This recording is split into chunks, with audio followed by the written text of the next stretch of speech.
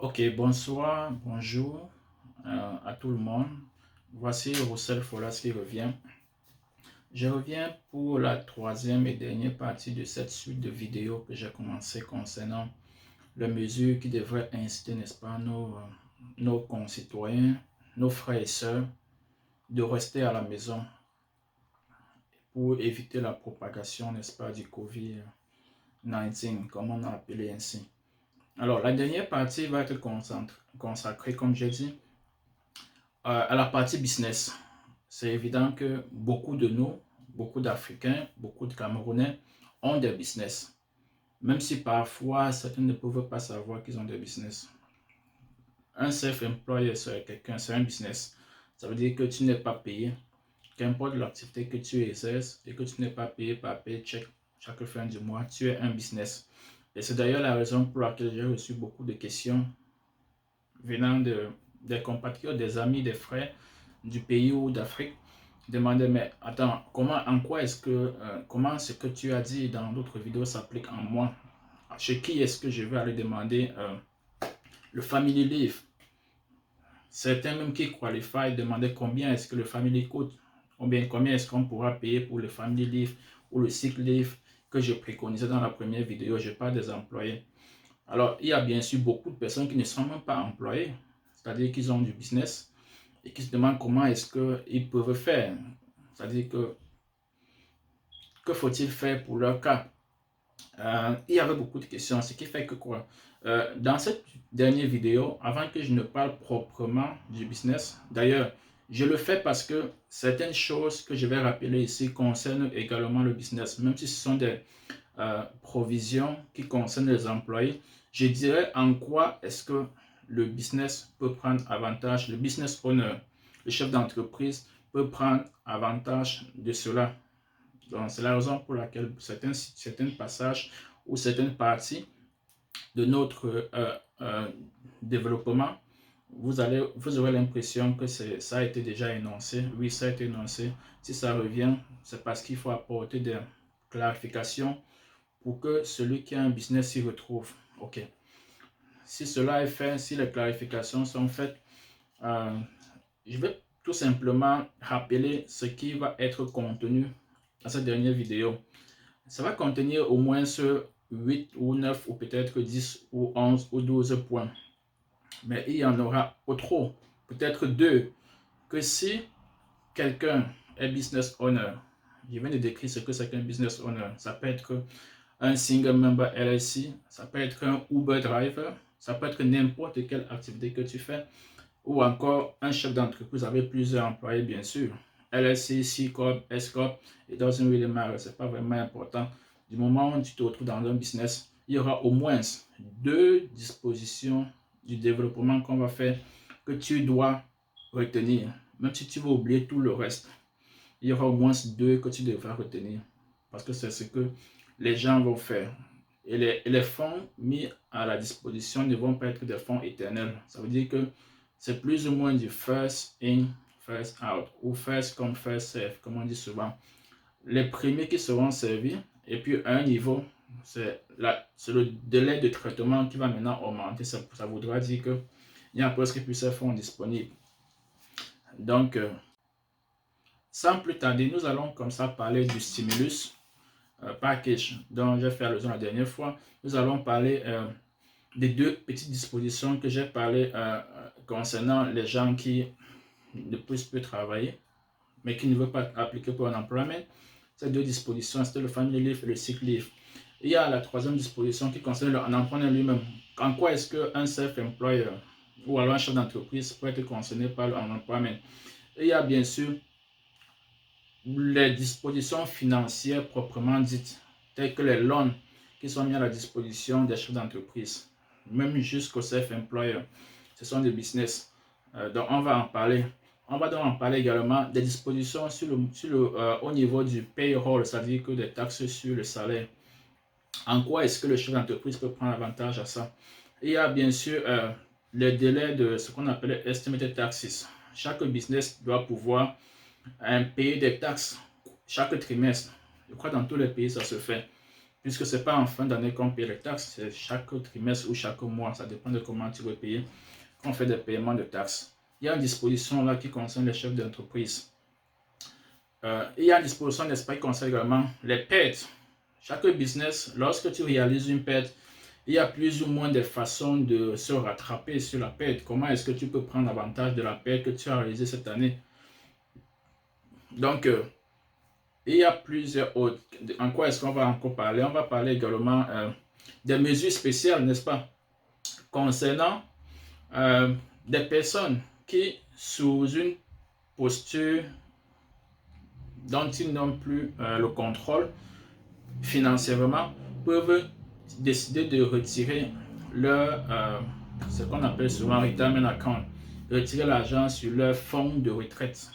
Je pense que j'ai parlé de ça la dernière fois, mais ce que je vais dire aujourd'hui concerne, n'est-ce pas, les business. Donc ça, c'est un des points sur lesquels on va travailler.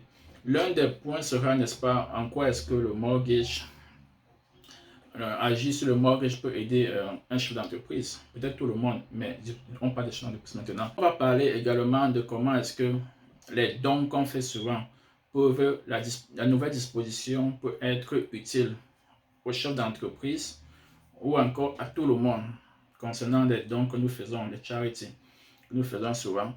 Et une dernière disposition ou bien un dernier point sur lequel on va parler, ce sera tout simplement une façon de frais somme cash, c'est-à-dire que sans rien dépenser, pouvoir quand même te trouver avec des cash supplémentaires que tu n'imaginais pas. Donc, voilà donc les quelques points, c'est peut-être une dizaine de points, mais ce ne sont pas les longs points, d'autres points sont des rappels sur lesquels on va épiloguer pendant ces quelques minutes. Donc, très rapidement, on va parler du stimulus package de 1200 dont on a fait allusion dans la dernière vidéo, qui était, n'est-ce pas, une mesure prise par le gouvernement pour distribuer, en fait, c'est le free money, 1200 à tout le monde, ou 2400 si c'est un couple, et bien sûr, 1500 pour chaque enfant. Mais il y a des questions, des personnes m'ont posé la question de savoir, ok, si je ne suis plus dans la classe d'income, de salaire qui qualifie. Si je phase out, que se passe-t-il donc? C'est-à-dire que si ton montant, tu es une personne single et que tu phases out, ça veut dire que ton salaire, c'est au-delà de 99 000. Tu as zéro parce qu'on a bien dit qu'à partir de 75 000, ça commence à diminuer jusqu'à 99 000 et puis tu n'as plus rien. Mais ce n'est pas tout, puisque la disposition concerne tout le monde. Même ceux qui n'ont pas quelque chose pourront prendre un tax credit de cette valeur-là quand ils feront leur taxe l'année prochaine. Ça, c'est une disposition que chaque contribuable devrait savoir. Ça veut donc dire que cette taxe, cet argent, c'est vraiment l'argent disponible pour tout le monde. Qu'importe ton niveau d'income, comme on le dit souvent. Ça, c'est la petite précision que je voulais faire concernant les entreprises. Ou encore, je voulais dire, des personnes qui vont se retrouver à ne pas recevoir, d'autres personnes ne vont pas recevoir le chèque. Ils vont dire, mais comment? On m'a oublié. Non, on ne t'a pas oublié. Si on se rend compte que ton income est au-delà de ceux qui doivent recevoir, tu ne recevras pas. Mais tu pourras prendre le crédit lorsque tu fais les taxes l'année prochaine. Alors, l'autre point sur lequel on doit parler, c'était, et ceci revient parce que j'ai eu beaucoup de questions, c'est la raison pour laquelle ça revient ici. Même si les chefs d'entreprise également vont s'y retrouver. C'était de savoir, ok, si je suis à la maison et que tu conseilles de ne pas appliquer pour un employment. Un employment suppose que tu as perdu le travail. Et on sait ce que ça signifie lorsqu'on perd le travail. Lorsque tu perds le travail, il y a beaucoup d'incidences que tu perds. Tu ne perds pas seulement le salaire que tu devais recevoir. C'est vrai que tu reçois quelque chose du gouvernement, mais tu perds beaucoup de choses. Tu perds la continuité du travail. Nous savons bien à quoi sert ce qu'on appelle work history. Il y a beaucoup de choses que tu peux vouloir faire et qu'on te demande, ok, quel est le work history? On se rend compte que tu es trop en intermittence entre les travaux. Ça peut être un facteur négatif pour toi. C'est la raison pour laquelle j'ai conseillé à plusieurs personnes de plutôt recourir à l'autre option qui te permet de conserver ton travail. et d'être toujours payé, en fait. Parce que quand tu vas en employment, tu n'as plus de travail, tu n'as peut-être plus d'assurance, parce que dans l'employment, tu n'as pas d'assurance. Pourtant, dans ton travail, si tu avais l'assurance, ça continue de fonctionner. Et l'employeur ne peut pas te renvoyer parce que tu es sur le Family Leave. Alors, j'avais évoqué deux mesures de Family Leave, qui étaient deux mesures d'arrêt de travail, disons comme ça, étant payé à la maison. J'avais évoqué ce que j'appelais le Emergency Family Leave. J'ai évoqué le Emergency Sick Leave. Le Emergency Family Leave, très rapidement, c'est une mesure que chacun pouvait annoncer ou bien placer devant pour dire qu'il ne peut plus travailler. Et les raisons sont multiples. Il y en a au moins une dizaine. Tout le monde peut s'y retrouver. Ça commence de la personne elle-même étant infectée du coronavirus, en passant par la personne qui n'est pas contactée, mais qui prend soin d'une personne qui est contactée du coronavirus, en passant bien sûr par le fait que la personne ait des symptômes, toi, je vais dire, ait des symptômes du coronavirus. Le fait, n'est-ce pas, que ton médecin te conseille de ne pas sortir, ou encore même que tu es sain, tu n'as pas de problème, mais seulement les mesures prises pour réduire la propagation du virus recommandent qu'on reste à la maison. C'est-à-dire que de tous les cas, tu t'y retrouves. Ou encore même que les enfants ne peuvent plus aller à l'école parce que le daycare est fermé, l'école est fermée, alors les enfants ne seront pas abandonnés seuls. Donc, presque tout le monde s'y retrouve, y compris les personnes qu'on appelait self-employer. Si tu es self-employer, tu t'y retrouves. Si tu es business owner, tu t'y retrouves également. Ton business est fermé, tu as un cafétéria, un restaurant, c'est fermé, comment tu vas faire? Tu ne peux rien faire. Alors, tu es concerné. Maintenant, pour les employés, puisqu'ils collectent leur argent de leur patron, qu'est-ce qu'ils font? Dans le family leave, d'un côté, tu dis, ok, je reste à la maison parce que tu évoques une situation que tout le monde connaît. Tu n'as aucune situation, tu peux évoquer le fait que tes enfants sont à la maison et que tu ne peux plus travailler. Ça te fait être éligible immédiatement. Alors, combien est-ce qu'on reçoit? Ça, c'est la question qu'on posait. On peut recevoir jusqu'à 2/3 de ton salaire normal. C'est-à-dire que la loi dispose que ton employeur te paye 2/3 jusqu'à, en fait, ils disent qu'on peut te payer jusqu'à 2/3, mais les 2/3 ne doivent pas dépasser $200 par jour. Ça veut dire que si les 2/3 de ton salaire horaire, on calcule pour une journée, ça dépasse $200. Ce n'est que $200 qu'on peut te payer. Ça fait un maximum que tu puisses. Et c'est pour combien de semaines? Ça, c'est pour 10 semaines. C'est-à-dire que tu peux prendre ce livre-là pour 12 semaines. Les 2 premières semaines, on dit ne sont pas payées. Mais la deuxième mesure va compléter les 2 premières semaines. Et si tu es un business owner, comment tu fais? Puisque tu vas dire que tu n'es pas salarié. Même chose, tu peux calculer cela et ça deviendra un tax credit pour toi en fin d'année. Je pense que tout le monde devrait s'y retrouver. Et non seulement tu prends le tax credit, ce n'est pas seulement un tax credit, c'est un refundable. Ça veut dire qu'en principe, on doit te remettre cet argent en cash l'année prochaine. Je parle du business owner qui ne peut pas collecter cet argent chez son... Il n'a aucun employé. Si tu es chef d'entreprise, tu n'as aucun employé. Ça veut dire que toi, c'est un tax credit pour toi parce que tout le monde devrait le prendre. Donc, l'autre petite mesure, c'était la mesure concernant ce qu'on a appelé le Emergency Family Leave. Ce sont des mesures qui n'ont rien à voir, c'est notre rappel, avec les mesures normalement, non, je voulais dire Emergency Sick Leave.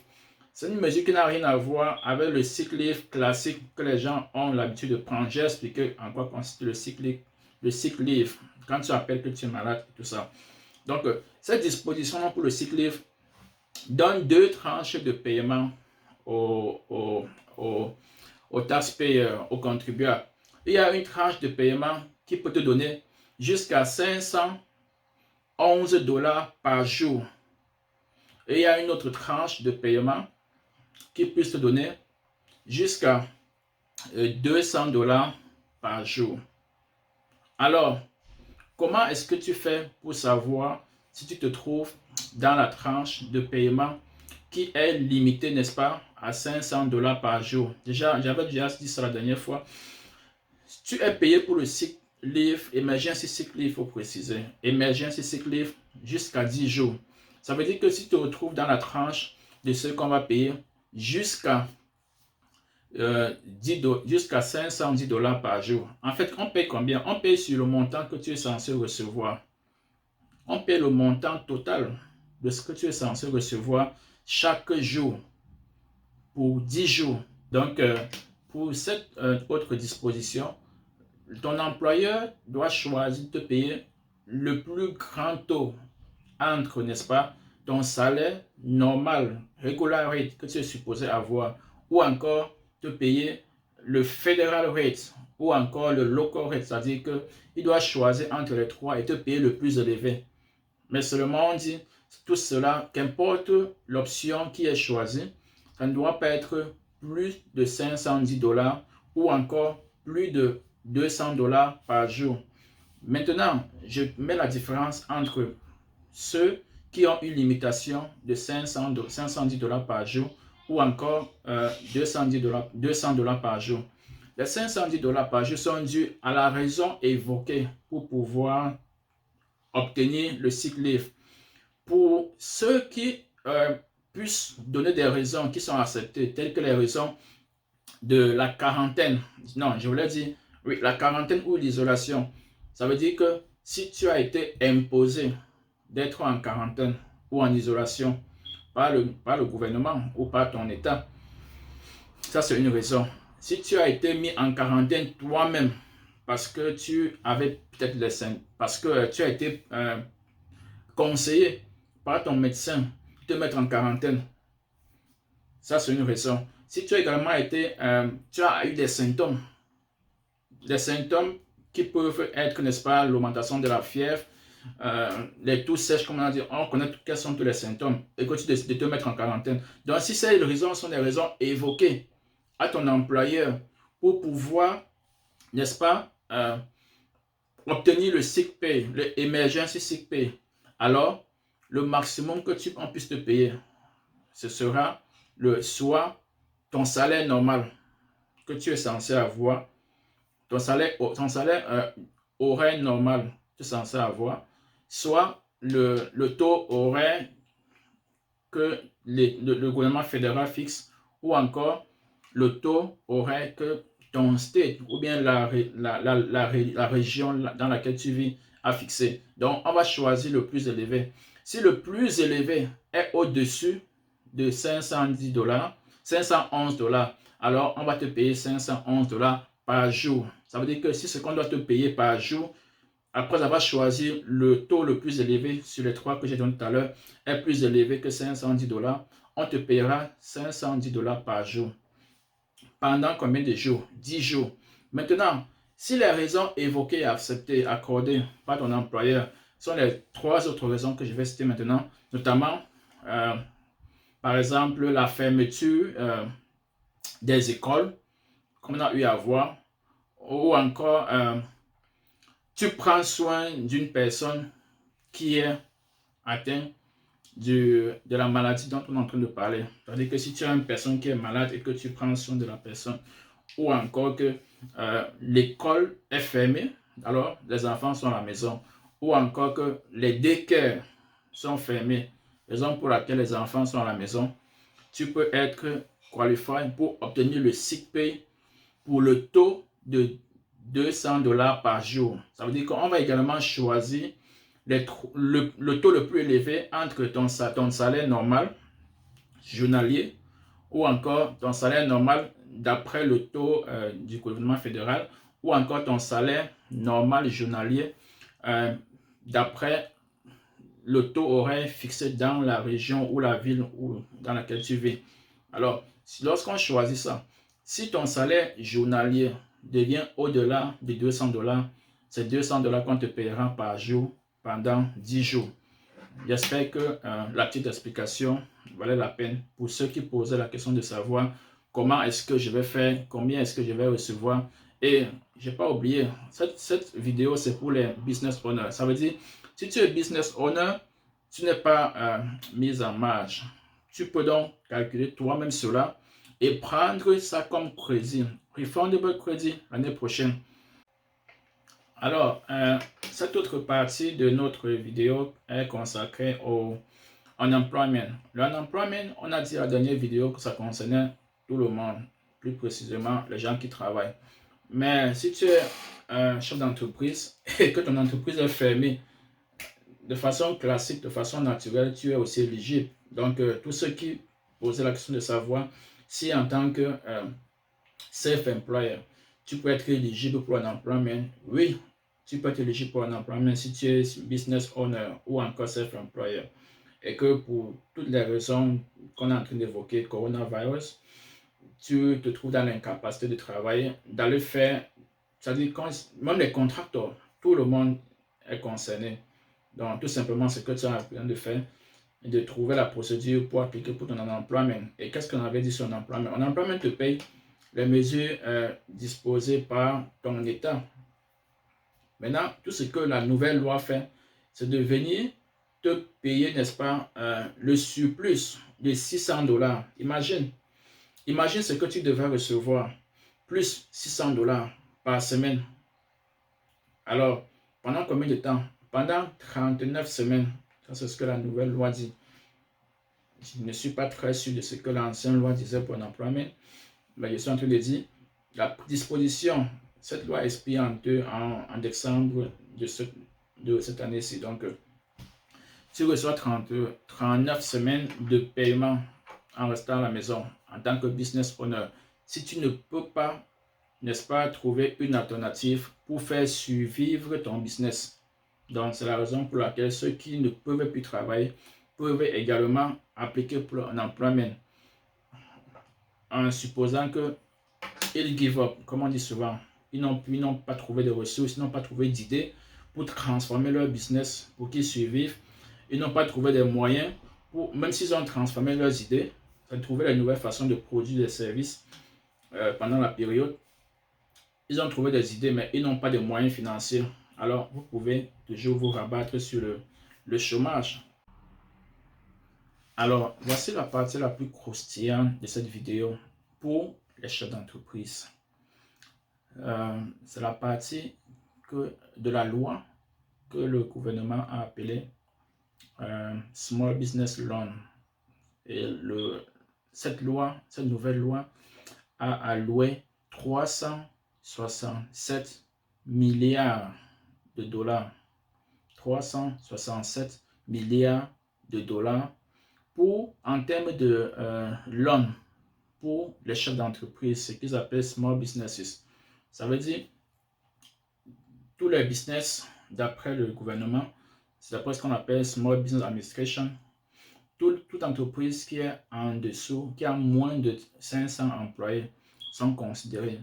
Et ceci également concerne qui? Ça concerne également les small businesses, je veux dire les self-employers, les personnes qui travaillent à leur propre compte, tels que les Uber et autres. C'est-à-dire que cette loi concerne toute personne qui n'est pas salariée, mais qui n'a pas une structure, qui a plus de 500 employés. Qu'est-ce que la loi dit? Qu'est-ce que la disposition du loan dit? La disposition du loan, et le loan est ouvert de maintenant jusqu'à la fin de l'année. C'est-à-dire qu'après après 31 décembre 2020, elle est expirée. Ça veut dire que tu ne peux plus obtenir ce loan sous prétexte de ce qui va être exprimé maintenant. Alors, dans les conditions d'éligibilité du loan, qu'est-ce qu'on dit?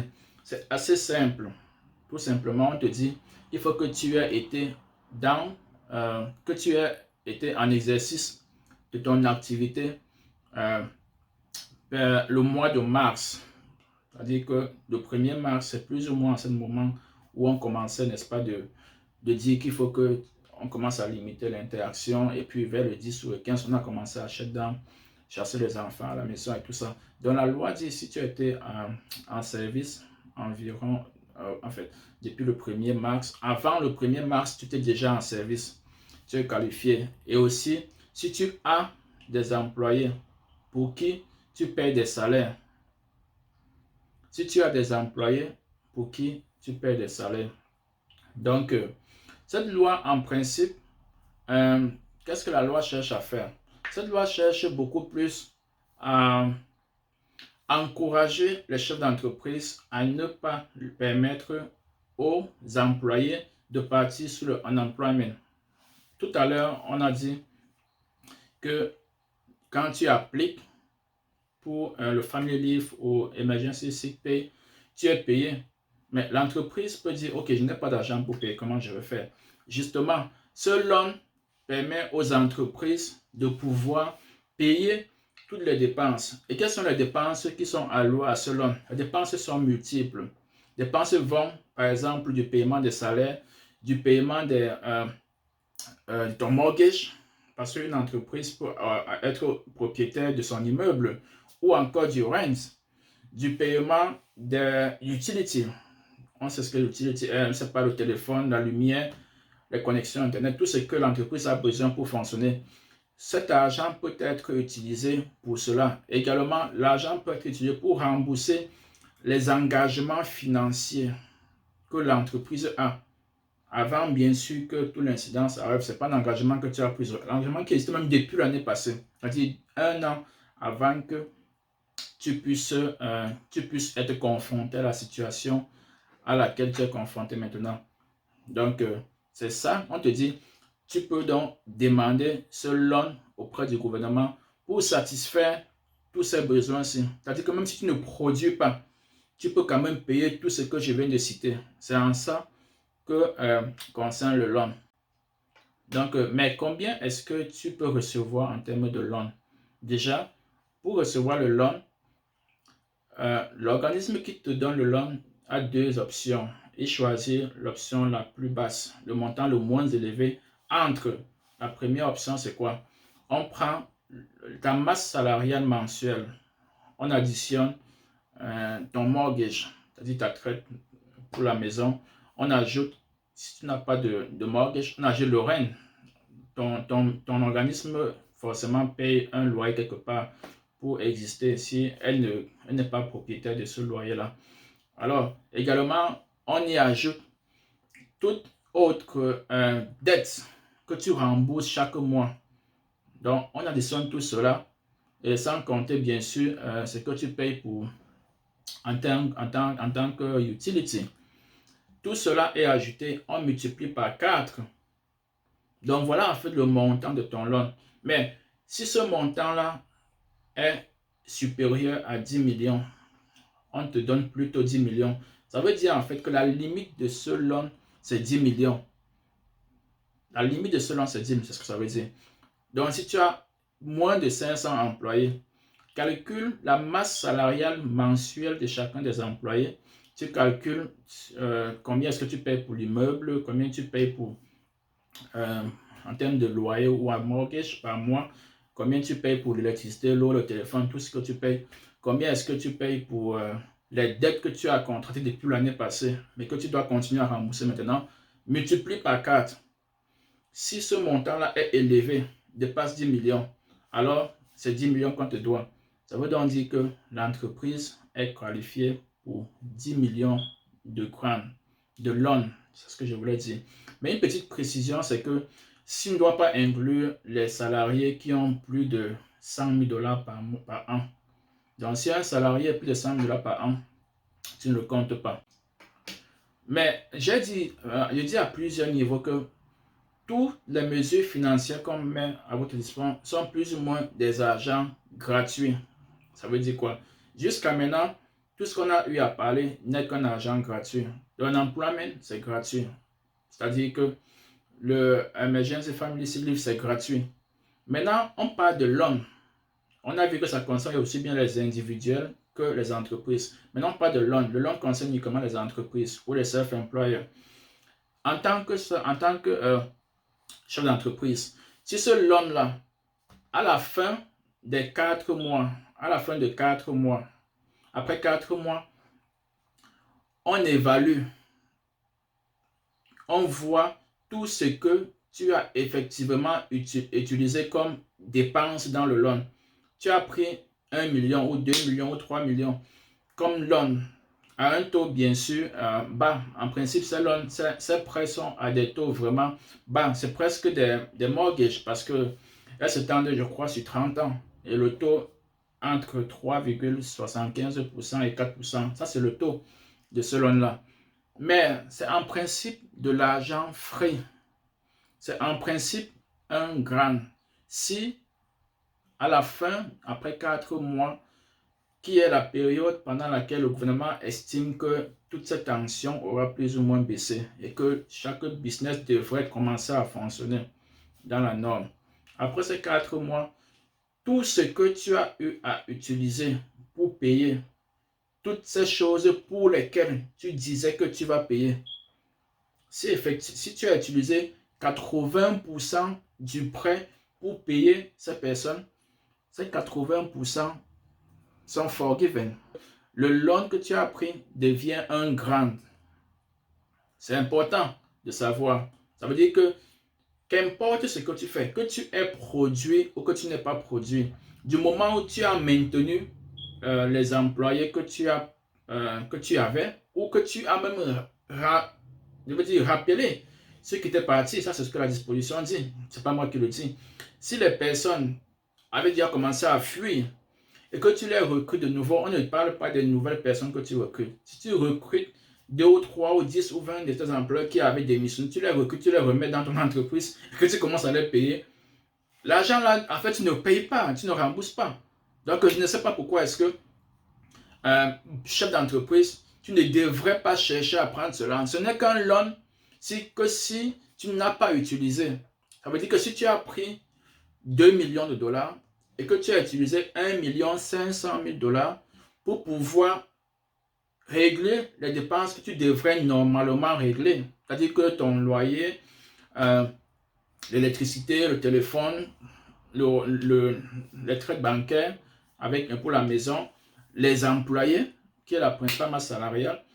Alors, tu as utilisé 1,5 million$ sur les 2 millions que tu as reçus. En fait, tu ne dois que 500 000. C'est ce que ça veut dire. Donc, tu as eu 1,5 million$ free. Et peut-être que tu peux être toi-même salarié dans l'entreprise. En fonction de la structure de l'entreprise, je conseille parfois, en fonction de la structure de l'entreprise, de chiffre d'affaires, c'est-à-dire que de la projection de l'entreprise, parfois de se mettre en termes de salarié comme étant la rémunération du propriétaire de l'entreprise. C'est-à-dire que toi-même, tu es en train de te payer. Tu payes toutes les assurances que tu es censé payer pour l'employé. Toi-même, tu es payé. Cet argent n'est pas remboursable. Donc, beaucoup de chefs d'entreprise devraient consulter leur comptable pour avoir plus d'amples informations. Et s'ils ne parviennent pas à avoir toutes les informations qu'ils veulent, je serai toujours ouvert à répondre aux questions. Si vous pouvez tout simplement, je vais dire, taper la question en bas de la vidéo, que ce soit sur YouTube ou sur Facebook. Je me ferai le plaisir d'apporter l'éclairage que je peux avoir. Ou encore, c'est assez simple, on ne fait pas la magie. Vous pouvez aussi aller sur le site du gouvernement ou encore demander le lien quand pour vous passer les 800 pages de la loi. Et vous pourrez tout simplement, vous prenez du temps, vous allez retrouver tous les détails que vous voulez. Ce qu'on dit, on n'invente pas. On essaye seulement de renseigner les frères et sœurs parce qu'on sait également que beaucoup ne vont pas lire et vont se rabattre sur les on-dit, sur ce qu'ils voient n'importe où. C'est la raison pour laquelle nous avons plus de temps de pouvoir chercher ce qui est là, qui est important. Ce que je dis n'est pas la seule chose. Il y a plusieurs autres détails, il faut préciser la chose. Mais je donne plus ou moins les grandes lignes qu'on devrait savoir. Si à côté de ça, quelqu'un a une question ou une autre question qu'il estime que ça n'a pas été adressé, il peut toujours poser et on apportera un éclairage à cela. Donc, merci encore pour cette petite précision. Donc, il revient à tout le monde de pouvoir faire ce qu'il a à faire pour aller appliquer pour ce loan, ou s'il ne sait pas comment appliquer, il va sûrement contacter son comptable pour l'assister parce qu'évidemment, il faudra produire des documents comptables pour pouvoir être qualifié pour ce genre de loan. Une autre précision encore. Lorsque l'argent il est prouvé à la fin que vous n'avez utilisé l'argent que pour payer vos employés et pour payer vos dettes, l'argent n'est pas remboursable. Même si c'est 10 millions. Dans le maximum, c'est 10 millions. les 10 millions ne sont pas remboursables. Mais il faut n'est-ce pas, faire une précision. Une précision, c'est que cet argent ne sera pas toujours disponible, puisqu'il y a combien de small business aux États-Unis? Il y en a au moins 45 millions. Au moins 45 millions de business. Si on prend 45 millions, et qu'on multiplie par 10 millions, si tout le monde va être éligible pour 10 millions, ça fait tellement d'argent, ça fait environ 450, je crois, milliards, tout ça. C'est même au-delà de ce que le gouvernement a mis à votre disposition pour cette loi-là. On a mis 367 milliards. Alors, si tous les small business vont être éligibles, tout le monde ne pourra pas avoir. Donc, très rapidement, chacun devrait se dépêcher pour avoir, parce que vous ne savez pas combien de temps ça va prendre. C'est vrai, ça va prendre environ 15 jours, mais tu ne sais vraiment pas combien de temps ça va prendre. Et si, finalement, tu n'es pas éligible, parce que comme je dis, ce n'est pas l'emporte-pièce qu'on va appliquer. Tu vas appliquer en fonction de ton activité, ce qu'on te demande de fournir. Tu ne les fournis pas, tu risques de ne pas être éligible. Il faut bien une assistance par rapport à ça, notamment ton taxe professionnel ou ton CPA ou ton comptable, quoi que ce soit. Donc, il y a toute une documentation pour pouvoir appliquer cela. Et j'encourage tous les chefs d'entreprise et les small business owners et les self-employers d'appliquer. Alors, à côté de ça, il y a, si tu n'es même pas éligible, il y a cette autre mesure financière toujours, qui s'appelle toujours un loan, mais qui est d'un montant de 10 000 $.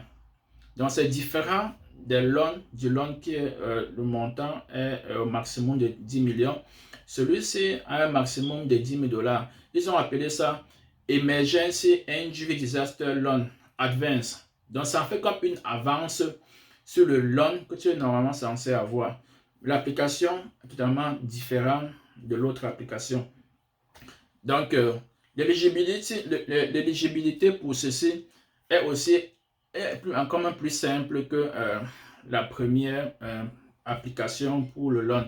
Il suffit seulement d'avoir été en service depuis le 31 janvier 2020. Voilà l'éligibilité. Et que tu peux prouver, n'est-ce pas, que tu as été impacté par tout ce qui arrive.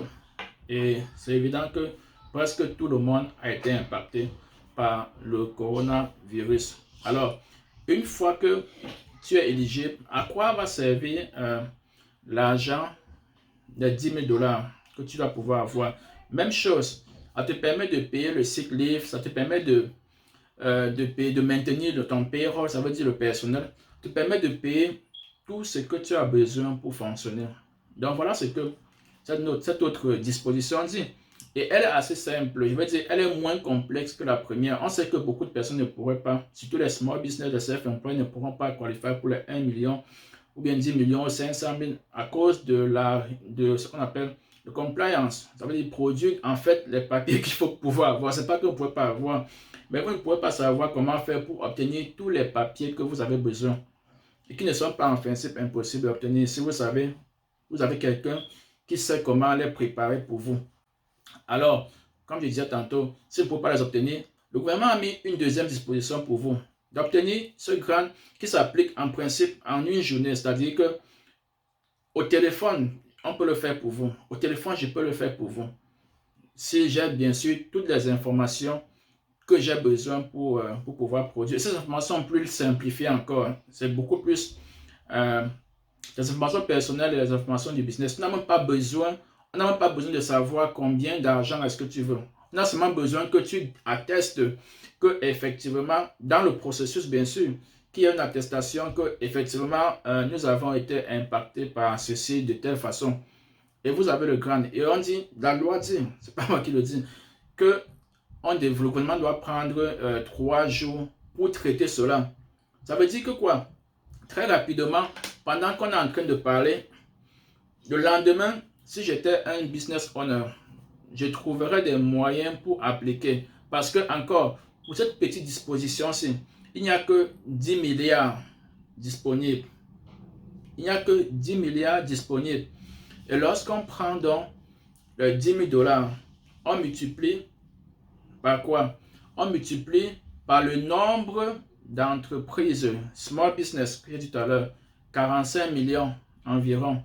Ça va donc faire environ 450, je vais dire, ça va faire environ, je crois, 45 milliards de dollars. Pourtant, il n'y a que 10 milliards qui est supposé être alloué à cette petite partie de loan au chef d'entreprise. Alors, qu'est-ce que vous avez besoin? Vous avez tout simplement de vous dépêcher pour aller obtenir ces loans parce que ce ne sera pas disponible pour tout le monde. Si j'étais à votre place, immédiatement, je contacterai mon comptable pour lui demander comment est-ce qu'il peut me faire pour appliquer cela dès demain. Je le dis parce qu'il est déjà appliqué pour plusieurs personnes. Et on leur dit, on donne rendez-vous dans 3 jours. Dans 3 jours, donc, j'aurai la réaction de mes clients, des personnes avec qui j'ai échangé. Encore et encore, ceci peut être transformé en free money. En quoi? En ce sens que vous n'avez pas besoin de rembourser une fois que vous avez obtenu le loan. Vous n'avez même pas besoin de dire, on n'a même pas besoin de vous demander ce que vous avez fait avec une fois que vous l'avez obtenu. Alors, je ne sais vraiment pas pourquoi est-ce qu'on devrait réfléchir. Toute personne qui travaille à son propre compte, en ce moment, devrait appliquer cela. Parce qu'une fois que tu l'obtiens, tu n'as pas besoin, n'est-ce pas, de savoir si tu vas rembourser ou pas. Encore, free money, comme j'étais en train de dire. Alors, dans le gouvernement fait tout pour que les gens puissent avoir de l'argent. Et c'est pas pour c'est pour que l'économie puisse fonctionner. Parce que pour que l'économie fonctionne, il faudrait que les contribuables aient de l'argent d'un côté et les entreprises aient aussi de l'argent de l'autre côté pour produire ce qu'on va acheter. Ou du moins maintenir la masse salariale, maintenir les gens hors du chômage. Et alors, l'autre disposition qui est prise dans la loi, nouvelle loi qui a été créée, c'est de pouvoir, ce qu'ils ont appelé un payroll tax delay. Ça veut dire que quand tu payes les salaires, à la fin de l'année, il y a, n'est-ce pas, un payroll taxes que tu dois payer, n'est-ce pas? Ça veut dire que le taxe sur le personnel, il y a une période, généralement, tu peux le reverser au gouvernement chaque mois, ou tu peux décider de le reverser chaque trimestre. Mais qu'est-ce que la nouvelle loi dit? C'est encore autre chose. Dit, tout ce que tu vas collecter pour cette année, c'est-à-dire que de janvier à décembre 2020, tu n'as pas besoin de reverser maintenant, aujourd'hui au gouvernement. C'est-à-dire que ce sera dû en décembre 2021. Ça veut dire que j'ai collecté chez mes employés, je ne sais pas combien, un montant sur leur paycheck, sur leur bulletin de paye. J'ai collecté les taxes dessus pendant toute une année. C'est là dans mon compte. En principe, je dois reverser à l'État.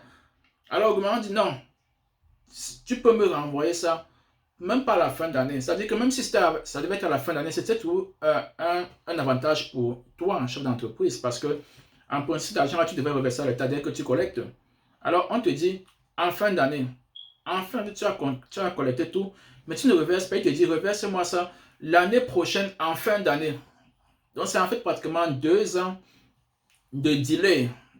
C'est-à-dire qu'on te permet de payer ça après, de reverser comme ça. Je veux dire reverser.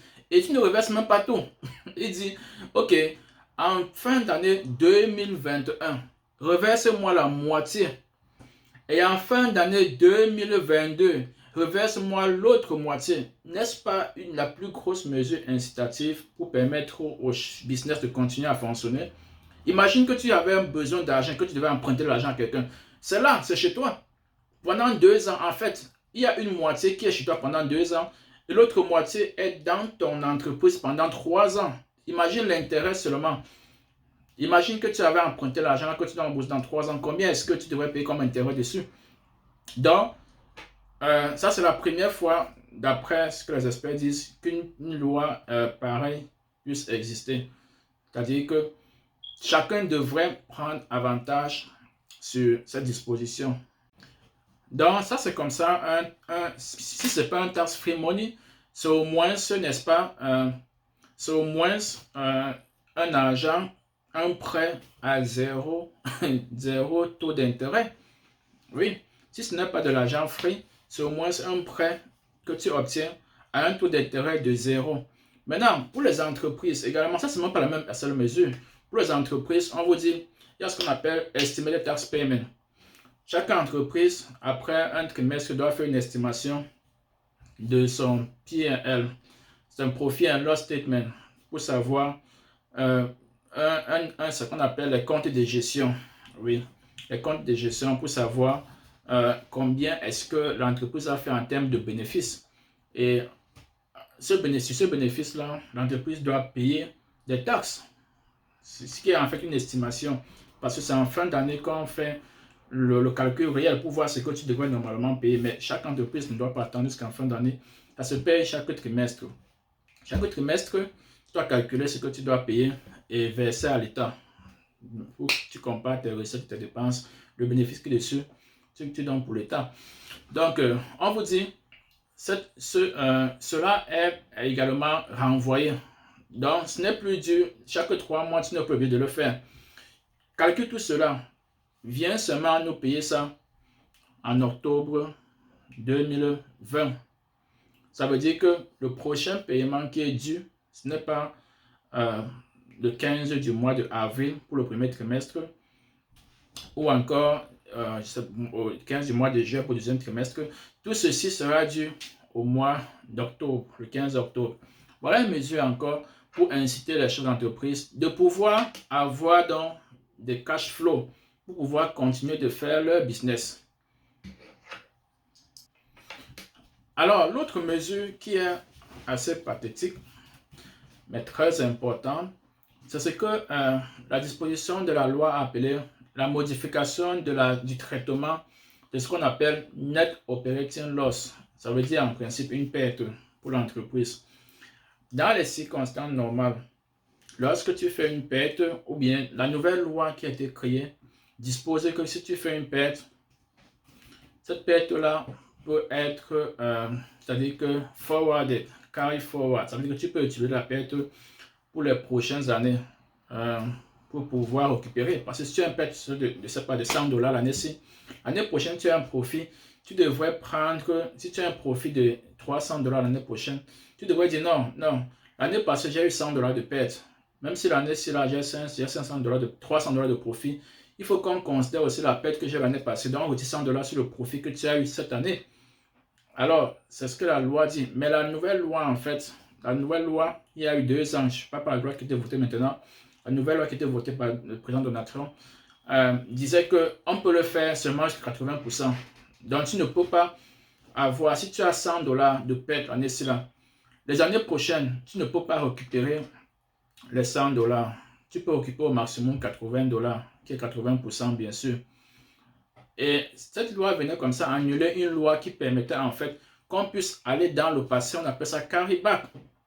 Carry back veut dire quoi? Voulait dire que si tu as un profit, maintenant, une perte maintenant de 100 $ et que l'année passée, tu avais eu un bénéfice de 500 $, que tu puisses dire que, oh, l'année passée, j'ai eu un bénéfice de 500 $, mais l'année-ci, là, j'ai une perte de 100 $. Pardon, prenez la perte ici aujourd'hui.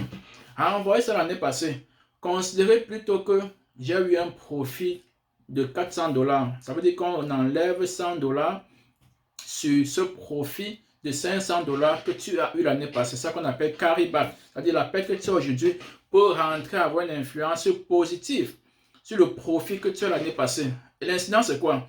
C'est que en principe, tu as payé les taxes sur 500 $. Maintenant, il rentre changer la base taxable à 400 $. Ça veut dire que tu as payé plus de taxes qu'il n'en fallait l'année passée. Conclusion, tu peux recevoir encore un refund, un retour par rapport à ce que tu as payé l'année passée. Et l'ancienne loi allait sur plusieurs années. L'ancienne loi avant que la loi votée par Donald Trump ne soit votée. Donc la nouvelle loi en principe, de mes statuts-là, avait annulé complètement le fait que tu puisses rentrer chercher quelque chose derrière. Mais elle avait plutôt permis que tu puisses plutôt prendre cette perte-là, tu peux seulement utiliser la perte forward, c'est-à-dire que pouvoir l'utiliser sur les nouvelles performances de l'entreprise dans les années qui suivent.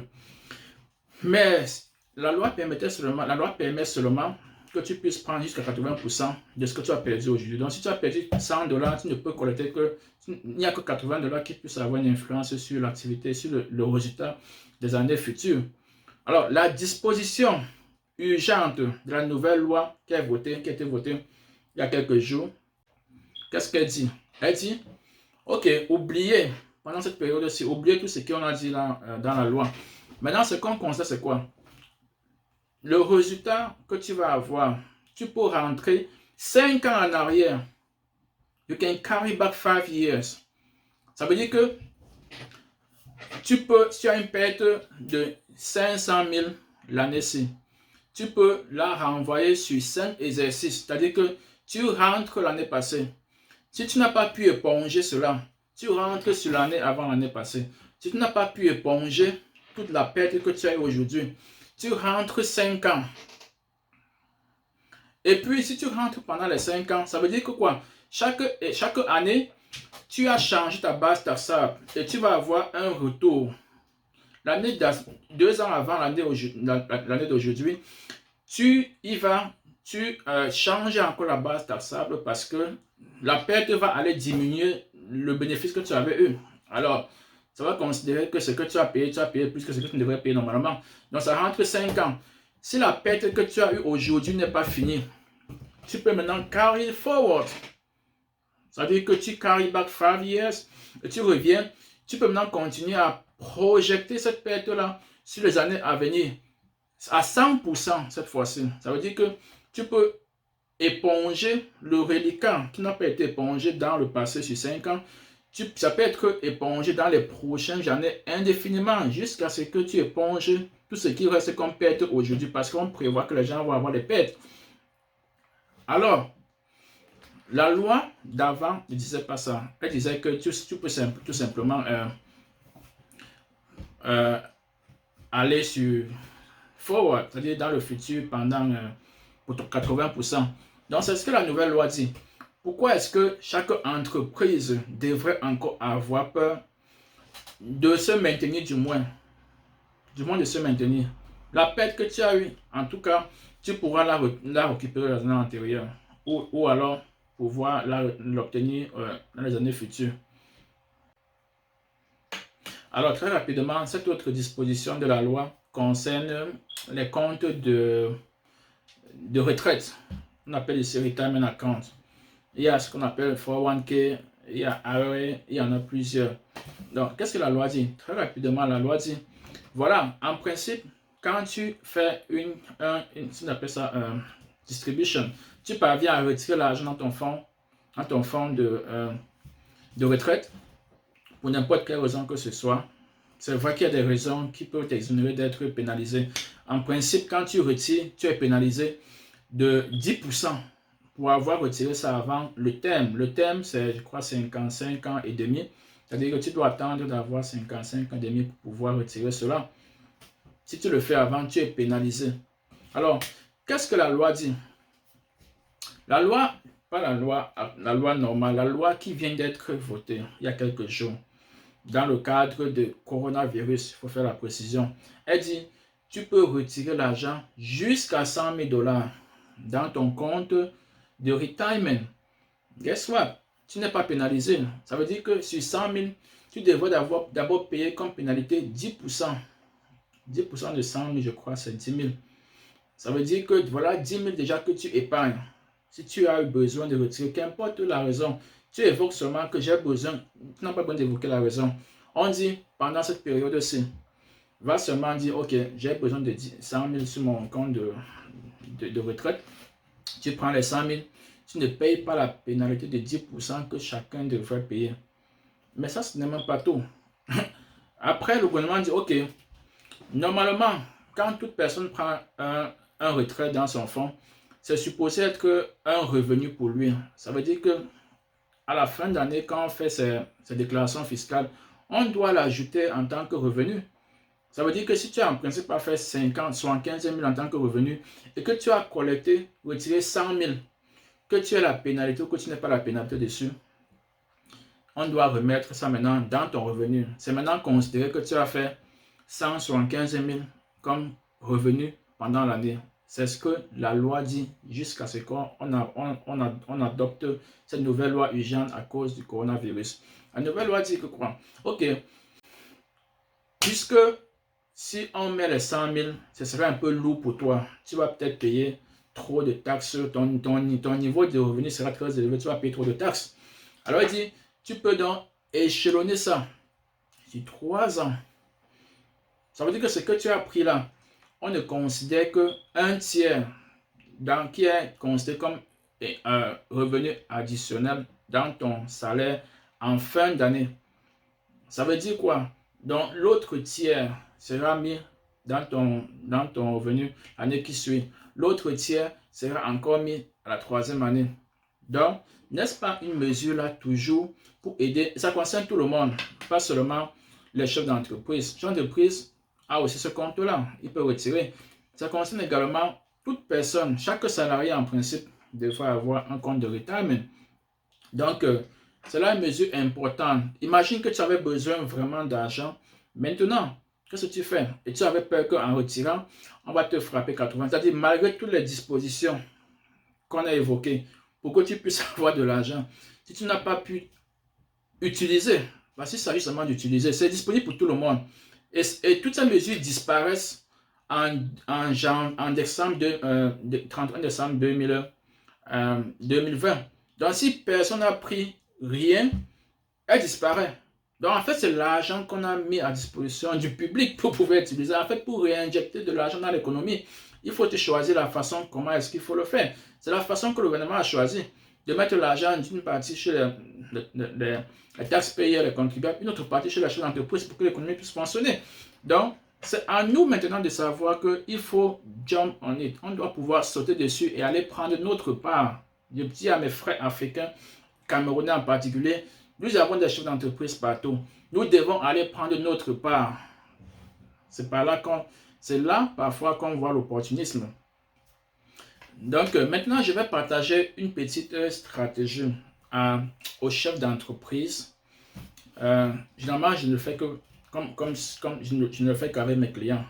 Mais je suis en train de pouvoir donner des informations qui puissent pouvoir aider mes frères et sœurs africains, camerounais en particulier.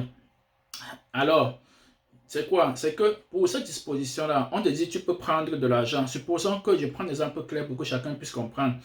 C'est que, supposons que tu as besoin de 56 000 $. Qu'est-ce que tu fais? Premièrement, je te montre comment ça peut fonctionner sur deux plans. Un même argent. Le même argent que tu as, si tu n'as pas encore fait les taxes, parce que beaucoup de chefs d'entreprise, avant que la pandémie ne commence, c'est en ce moment qu'ils commençaient à venir. Ils ne viennent jamais au début, puisqu'ils n'ont pas toutes les informations. Donc, beaucoup de chefs d'entreprise également n'ont pas encore fait leur déclaration fiscale. J'inclus bien sûr les self-employers. N'ont pas encore fait la déclaration. Si tu n'as pas encore fait, tu as l'occasion. Qu'est-ce que tu fais? Tu vas dans ton SEP IRA. Tu crées un SEP IRA. Le SEP IRA, c'est un compte de retirement, qui permet en principe de mettre plus d'argent que beaucoup d'autres comptes ne permettent. C'est-à-dire que tu peux déposer jusqu'à 56 000 $ pour 1 an quand tu as ce qu'on appelle SEP IRA. Et établir cela n'est pas difficile. Je le fais pour les entreprises. Je peux le faire pour n'importe qui. Tu n'as pas forcément besoin d'aller dans une banque. Ton taxe professionnel peut le faire. Ton comptable un peu éclairé peut le faire pour toi. Je le fais pour mes clients. Ça veut dire que tu crées ce compte aujourd'hui. L'avantage, c'est quoi? Ça, c'est encore l'un des points que j'avais évoqué dans l'un des points des séminaires que nous devions faire et qui a été annulé à cause de l'annulation de toutes les conférences dans le territoire. C'était que il fallait, par exemple, faire savoir aux clients ou aux chefs d'entreprise l'une des possibilités qu'ils ont les chefs d'entreprise, de pouvoir appliquer une mesure aujourd'hui, mais qui a un effet dans les taxes de l'année passée. C'était pouvoir établir ou alors mettre autant d'argent qu'on veut dans un compte de retirement, pas n'importe lequel. Le SEP IRA que j'ai signifié tout à l'heure permettait que quoi? Que si tu prends les 56 000 maintenant, dans un compte que tu as créé aujourd'hui, après avoir suivi cette vidéo, immédiatement, tu vas faire tes taxes. Si tu as un chiffre d'affaires de 100 000 $, on ne va considérer que 100 000 $ moins 56 000 $. Donc, ton chiffre d'affaires serait combien? 44 000 $. Imagine donc combien tu peux épargner si ton chiffre d'affaires peut être réduit de 100 000 à 54 000 $. Imagine. Ça peut même être un prêt que tu as fait, qu'importe la raison. Puisque je vais continuer, tu vas comprendre que tu vas encore aller chercher l'argent là. Il suffit que tu prennes d'abord le crédit que tu peux prendre et tout le tax saving que tu prends maintenant. Beaucoup de stratégies, on les applique au courant de l'année, elles n'ont pas un effet rétroactif. Ça veut dire que ça, c'est l'une des seules mesures. Je vais partager toutes les mesures maintenant. Ça, c'est l'une des seules mesures que tu peux utiliser pour pouvoir avoir une incidence sur l'année passée. Comme j'ai dit, si tu ne l'avais pas fait l'année passée, toutes les autres mesures qui n'ont pas effet rétroactif, c'est déjà perdu. Si tu les appliques maintenant, c'est pour l'année prochaine. Mais cette mesure, c'est spécialement dont je sens de partager. Tu peux l'appliquer. Et avant d'aller faire tes taxes, encore une chance, on a envoyé le délai. Avant d'aller faire tes taxes, tu peux seulement avoir une preuve que tu as n'est-ce pas, créé, ouvert un compte de CEP. Seulement, ce n'est pas pour vous, c'est pour les self-employeurs. Mais un chef d'entreprise peut le faire pour son emploi. Ça veut dire qu'un employé également peut prendre la même chose. Si l'entreprise ouvre ce compte pour toi et met les 56 000 dans ce compte pour toi, tu peux toujours prendre cet avantage-là. Mais je prends le compte du chef d'entreprise parce que la vidéo, c'est beaucoup plus pour les chefs d'entreprise. Alors, chef d'entreprise, tu as ouvert cela pour toi. Tu as mis 55 000 à l'intérieur, 56 000 à l'intérieur. Alors, qu'est-ce que tu fais? Tout simplement, tu finis de faire les taxes, tu vas recollecter les 56 000. Parce que peut-être ce n'est même pas ton argent. Tu collectes les 56 000. Ça n'a aucune pénalité d'abord, premièrement. Maintenant, qu'est-ce qu'il te reste à faire? Les 56 000, tu n'es même pas obligé, n'est-ce pas, de remettre à l'intérieur en fin de cette année. Parce qu'on t'a dit que ça peut être échelonné sur 3 ans.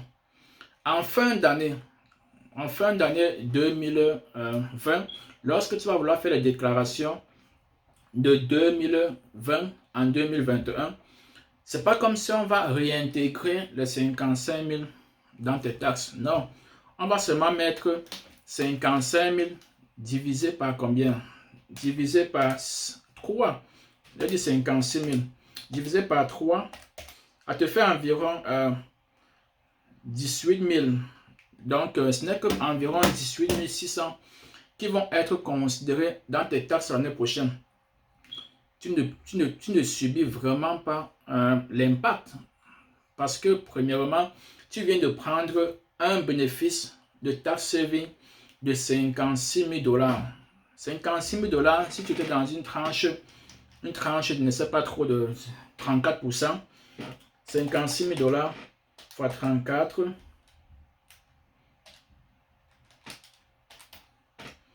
ça fait 19 000 $ de tax saving que tu as eu, environ 19 à 18 000 $ que tu as dans ta poche en fait. C'est comme si le gouvernement a pris ces 18 000 et t'ont remis. Dans l'année prochaine, tu n'as plus un impact. L'année prochaine, on va seulement considérer, c'est pas comme ça on te dit de remettre l'argent, non. On considère seulement une fraction dans tes taxes. L'année qui suit, on considère encore une fraction dans tes taxes. L'année qui suit encore, on considère encore une fraction. L'avantage c'est quoi? C'est que tu as pris un gros tax crédit maintenant. Donc, c'est de ça qu'il est question.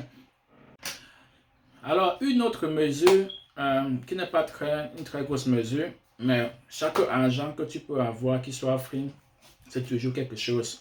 C'est la façon de traiter ce qu'on appelle les charity donations. Il y a les gens qui sont très spécialisés à pouvoir faire les dons parce qu'ils savent que ça va avoir un impact dans leurs taxes. Mais la nouvelle loi fiscale votée par Donald Trump a totalement changé les dons parce que généralement les gens ne pouvaient prendre ces dons qu'ils font que lorsqu'ils ont beaucoup, c'est lorsqu'ils font ce qu'on appelle itemized deduction. Ça veut dire qu'ils doivent vraiment citer tout ce qu'ils ont fait et qu'on considère cela plutôt que considérer la déduction que le gouvernement donne à tout le monde, qu'on appelle standard deduction. les standards de deduction ont été élevés. Ça veut dire qu'il devient très impossible des gens de pouvoir voir les dons qu'ils ont fait être considérés. Donc, les gens signalent toujours, mais ça n'a vraiment plus trop d'impact parce que très peu de personnes font ce qu'on appelle encore itemized deduction. Maintenant, qu'est-ce que la loi d'urgence, je rappelle ça comme ça, dit? Elle dit, ok, voilà, si tu as fait un don en cash d'une valeur de 300 $, oublie toutes les autres procédures. Ce don-là peut être déduit sur ton income. Ça devient comme ce qu'on appelle souvent above the line deduction. C'est-à-dire qu'on déduit cela avant de trouver le montant en fait qu'on appelle adjusted gross income. Le montant qu'il faut utiliser pour commencer à faire les calculs.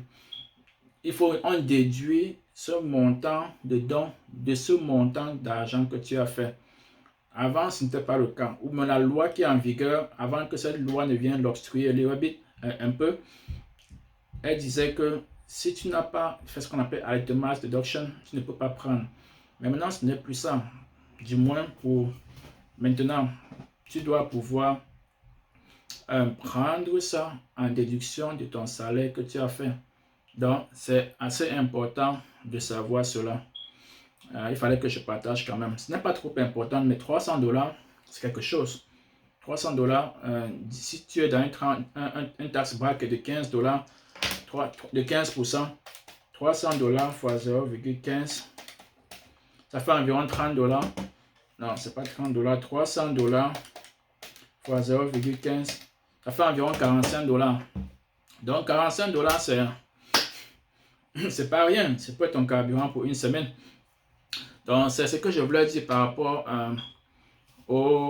à la contribution des charités dans les organisations. Donc, l'une des dernières ou avant-dernières dispositions avant qu'on ne se sépare, c'est ce qu'on appelle, c'est le mortgage. Je pense que c'est passé plusieurs fois dans les médias que le mortgage, un chef d'entreprise peut aujourd'hui, ou même pas chef d'entreprise, un homeowner tout simplement, peut jouer sur le mortgage.